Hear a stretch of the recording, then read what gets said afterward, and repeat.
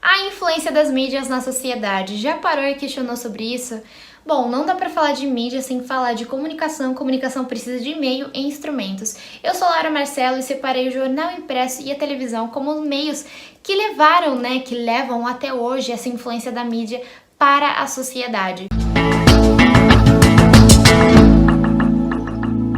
Bom, o jornal é queridinho faz tempo, desde 1600, mas ele passou a ser disseminado para frente da metade do século 17, após a grande invenção de Gutenberg, a prensa de Gutenberg, que pressionava as letrinhas ali, porque antes era tudo feito à mão e havia muitos erros. E assim foi até como conhecemos o jornal hoje. Porém, contudo, em 1980, nos anos 80, teve a bomba do web jornalismo, que é gigante até hoje, e o que fez diminuir essa influência do jornal impresso, Infelizmente, hoje não vamos até um banco, compramos jornal para ler. Hoje temos tudo no celular quando acordamos, o tempo que a gente quiser.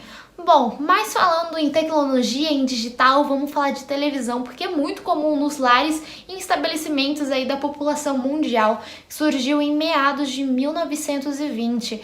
Ela era cara, não era muito popular até então, passou a ter aquela tela arredondada, o surgimento do controle remoto, começou a ser popularizada, começou a aparecer as cores ali também, eventos importantíssimos foram transmitidos ao vivo, o que realmente marcou essa sociedade, com certeza influenciou muita gente na época. E hoje, temos TV 4K, TV LED, plasma, LCD, cada vez maiores, espessuras maior.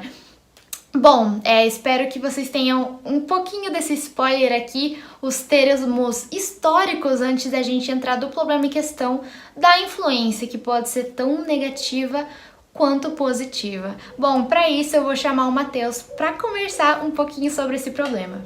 Pois é, Laura, é isso mesmo. Eu vou falar sobre um dos problemas, então, que a mídia aí demonstra na sociedade em si, como a influência e a persuasão.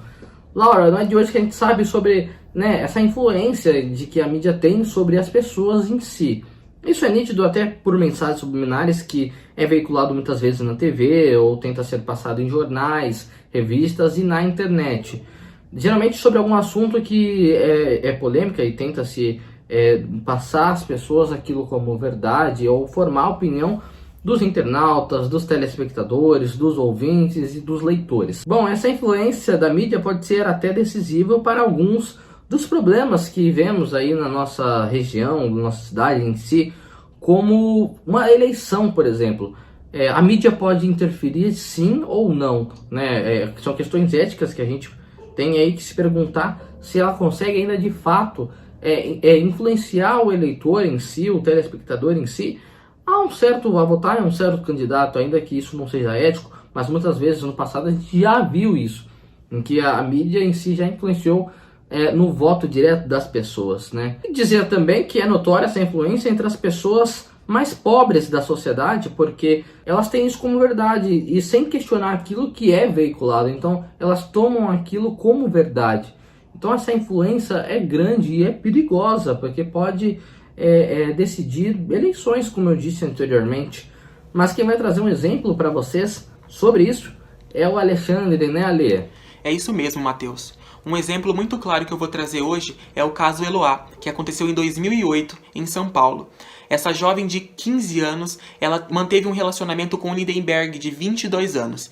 E após o término, o seu ex-namorado ele não aceitou. E ele invadiu a casa dela, onde ela estava com a sua amiga Nayara, e manteve as duas em cárcere de privado por muitas horas. Foi o maior sequestro da história de São Paulo. Foi noticiado por inúmeras redes de televisão. Isso tomou uma proporção muito grande porque a vizinhança chamou a polícia e acabou que, pela demora do processo, muitas redes de TV começaram a chegar no local, apontavam as suas câmeras para a janela do apartamento de Eloá e isso começou a ser transmitido para todo o Brasil.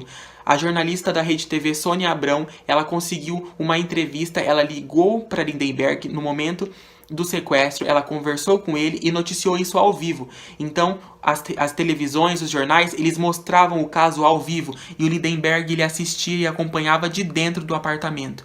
E isso influenciou de uma maneira muito grande no caso, né? Eloá acabou sendo morta e nós acreditamos que essa exposição errada, a maneira errada como o jornalismo abordou esse tema, de uma maneira totalmente errônea, pode ter sim influenciado na morte de Eloá.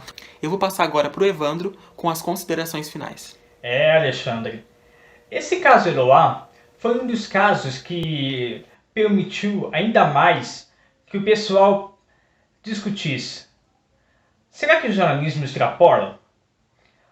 Como nossos amigos vêm demonstrando, a gente pode concluir que o jornalismo extrapola sim, pois, devido a tamanho poder, de vez em quando aproveitam demais desse poder, onde acaba utilizando esse meio para poder transformar a visão de alguém.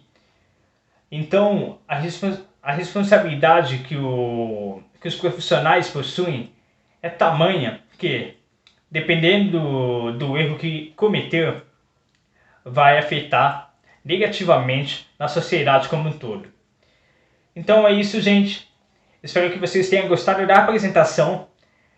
E, se gostaram, por favor, carregue com vocês essa apresentação, pois ela foi feita com carinho e também é muito importante para o desenvolvimento crítico como ser humano e também o profissional jornalístico. Ok? Então é isso, pessoas. Tchau!